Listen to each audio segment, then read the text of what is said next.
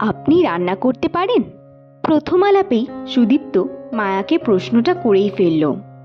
মায়ার শখ, স্বপ্ন, হবিস এগুলোর কথা জিজ্ঞাসা না করে ডাইরেক্ট রান্নার কথা জিজ্ঞাসা করায় সে একটু অপ্রস্তুতি হলো। তারপর সে সহজভাবেই বলল যে বেসিক ভাত, ডাল, মাছ, মাংস ইত্যাদি পারে, কিন্তু সেগুলো সে তার মা না থাকলে করে। রোজের রান্না তাকে করতে হয় না, মাই করে। শুনে সুদীপ্ত বলল, আচ্ছা, সে অসুবিধা নেই, বিয়ের পর ঠিক শিখে যাবেন। আসলে আমি নিজে একদম রান্না পারি না। বাইরে যাওয়ার অফার আছে, কিন্তু বাড়ি থেকে ছাড়ছে না, আর আমিও একা ঠিক ভরসা পাচ্ছি না। বাড়ি থেকে বিয়ে করে তারপর বাইরে সেটেলড হতে বলছে, আর আমিও সেটাই চাইছি। আচ্ছা, আপনার বিয়ের পর বাইরে সেটেলড হতে কোনো প্রবলেম নেই তো? মায়া তখন বলল, না, এমনিতে প্রবলেম নেই, শুধু আমার কাজের জায়গায় প্রবলেম না হলে। মানে ওরা যদি ওয়ার্ক ফ্রম হোম দেয় তাহলে তো খুবই ভালো হয়, নইলে আপনি যেখানে সেটেলড হবেন সেখানে একটা জব পেয়ে তারপর সেখানে যেতে প্রবলেম নেই।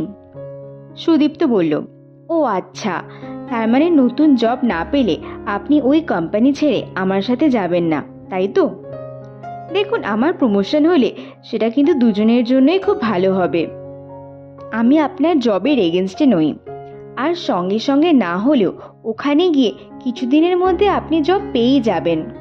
তখন মায়া বলল, আর যদি বাই চান্স না পাই তখন? আমার মা বাবার বয়স হয়েছে, তারা নিজেদেরটা চালাতে পারে, কিন্তু আমি চাকরি করলে তারা একটু হলেও ভরসা পায়। আর আপনার সাথেই যেতে হবে তা কেন? মানে আমি কিছুদিন পরে গেলে প্রবলেমটা কোথায়? সুদীপ্ত বলল, দেখুন, আমি আগেই বলেছি আমি রান্না পারি না, আর নতুন ফ্ল্যাটে গেলে সেখানে পরিষ্কার করা, সাজানো অনেক কাজ থাকে।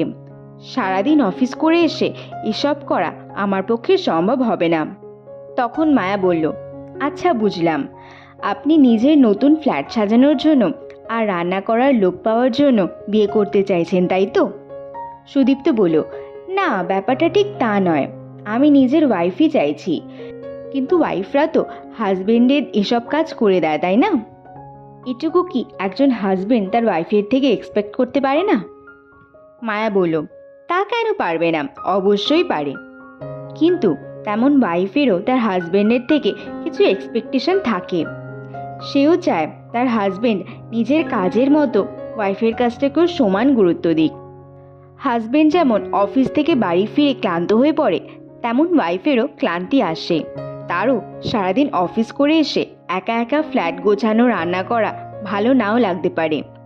ওয়াইফও চাইতে পারে যে এসব কাজে তার হাজবেন্ড তাকে সমানভাবে সাহায্য করুক, কারণ সংসারটা হাজবেন্ড আর ওয়াইফ দুজনের। ফ্ল্যাটটাতেও তারা যেমন দুজনে থাকবে, তেমন খাবারটাও তারা দুজনেই খাবে। তাই সেটা বানানোর দায়িত্ব দুজনেরই সমান হওয়া উচিত, কারণ কাজের তো কোনো জেন্ডার হয় না। আর তাছাড়া আমার একটা কথার উত্তর দিন তো, আপনার জায়গায় যদি আমি থাকতাম, মানে আমাকে যদি প্রমোশন পেয়ে বাইরে যেতে হতো, তখন আপনি কি আমার সাথে বাইরে যেতেন? কথাটা শুনে সুদীপ্তর মুখ লাল হয়ে গেল ও ভুরু কুঁচকে গেল। তখন মায়া বলে চলল, আপনার অভিব্যক্তিই বলে দিচ্ছে আপনি যেতেন না, এমনকি যাওয়ার কথা আপনি ভাবতেও পারেন না।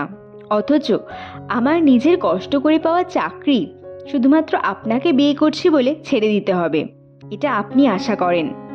দেখুন, আজকের যুগ না অনেক বদলেছে। আজকে সব পরিবার কি করে আমি জানি না, কিন্তু আমি ইকুয়ালিটিতে বিশ্বাস করে বড় হয়েছি। তাই আপনি যদি নিজের জন্য প্রকৃত একজন বন্ধু চান যে আপনার আপদে বিপদে পাশে থাকবে, তাহলে আমি থাকতে পারি। কিন্তু আপনি যদি নিজের ফ্ল্যাট সাজানো ও রান্না করার লোক চান, সেক্ষেত্রে আমি একান্তই অপারগ।